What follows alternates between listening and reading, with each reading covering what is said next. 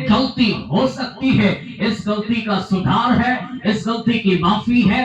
और परमेश्वर कहते हैं मैं तुम्हारे मन को नया कर दूंगा और तुम्हारे भीतर एक नई आत्मा को उत्पन्न करूंगा। जी, परमेश्वर नई आत्मा को उत्पन्न करेंगे। हाँ, आगे क्या लिखा? और तुम्हारी देह में और तुम्हारी देह में से पत्थर का हृदय निकाल और तुम्हारी देह में पत्थर का सा हृदय निकाल कर तुमको मांस का हृदय दूंगा। और तुम्हारे अंदर से पत्थर का सा हृदय निकाल कर मैं तुम्हें मांस का हृदय दूंगा। हालेलुया। आपके जीवन में जब तक मनुष्य कठोर है वे कोई भी चीजों को ग्रहण नहीं कर सकता, क्योंकि मनुष्य का मन दूषित हो गया, मनुष्य का हृदय दूषित हो गया।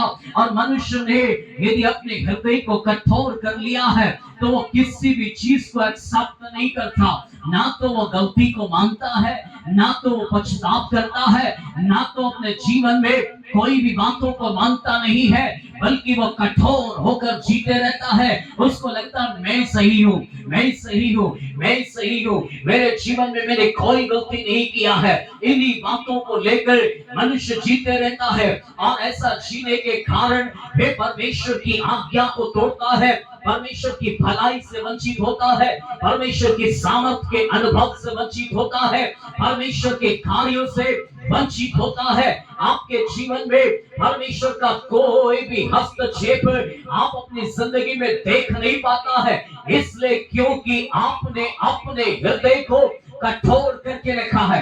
बाइबल का परमेश्वर कहता है यदि तुम आज उसके शब्द को सुनते हो तो अपने हृदय को कठोर मत करो। यदि तुमने सुना है कि प्रभु मुझसे बात कर रहा है, मेरे मन को फेरने के लिए बोल रहा है, मेरे हृदय से पछताव के लिए बोल रहा है, यदि मनुष्य सुनता है, पछतापी हृदय में आता है, खुदा से बात करता है, तो आप अपनी जिंदगी में परमेश्वर के हस्तक्षेप को अपनी जिंदगी में देखोगे, अपने घर में देखोगे, आपके जीवन में देखोगे।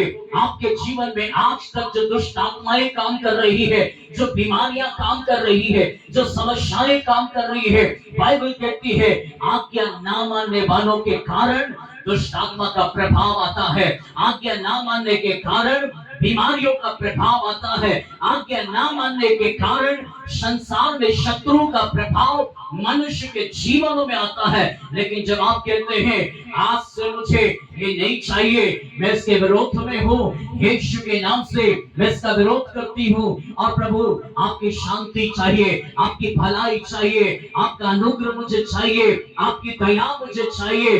जब आप परमेश्वर की भलाई को अपनी जिंदगी में मांगने लगते हैं, प्रभु अपनी दया करने के लिए तैयार है। हालेलुया। जी, प्रभु कहते हैं मैं निकाल दूंगा और मांस का हृदय मैं तुम्हें दूंगा। जी, आगे पढ़िए। मैं अपना आत्मा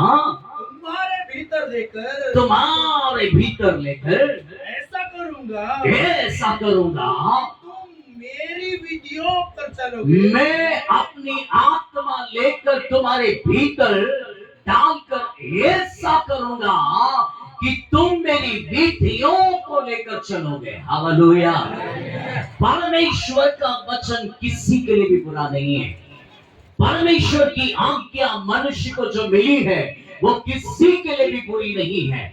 परमेश्वर का वचन जब जब लोगों के बीच में आता है, चुनौती आती है, चेतावनी आती है, सलाह जो मनुष्य के लिए परमेश्वर का वचन देता है, तो कभी भी मनुष्य के जीवन की बर्बादी के लिए नहीं, बल्कि मनुष्य के जीवन के लिए भलाई ही का कारण है। इसलिए प्रभु कहते हैं मैं अपनी आत्मा में से मैं तुम्हारे अंदर जब इस बात को रखूंगा तब तुम मेरी विधियों को लेकर चलोगे। हालेलुया। परमेश्वर की विधियां, परमेश्वर का आत्मा मनुष्य के अंदर परमेश्वर की विधियों को सिखाने का काम करता है। हालेलुया। इसलिए दाऊद ने कहा हे परमेश्वर तो अपनी आत्मा से मुझे अपनी विधियों को सिखाना। हालेलुया। और ये भी कहता है मेरे जीवन में दुख आया तो इसलिए कि प्रभु मैं तेरी विधियों को जान पाया, मैं तेरी विधियों को सीखने पाया। वो अपने जीवन में कहता है अगर मेरी जिंदगी में दुख नहीं आता, अगर मेरी जिंदगी में कोई क्लेश नहीं होता, तो हे प्रभु मैं आपकी विधियों को नहीं सीख पाता, मैं आपको नहीं जान पाता, मैं आपकी शक्ति को अनुभव नहीं कर पाता। मनुष्य के जीवन का कभी कभी क्लेश आपको ईश्वर के करीब ले आता है। आपको जब तक ये बातें अनुभव में ना आए तब तक आप कहते हैं मेरा सब कुछ अच्छा चल रहा है, सब कुछ अच्छा चल रहा है। कभी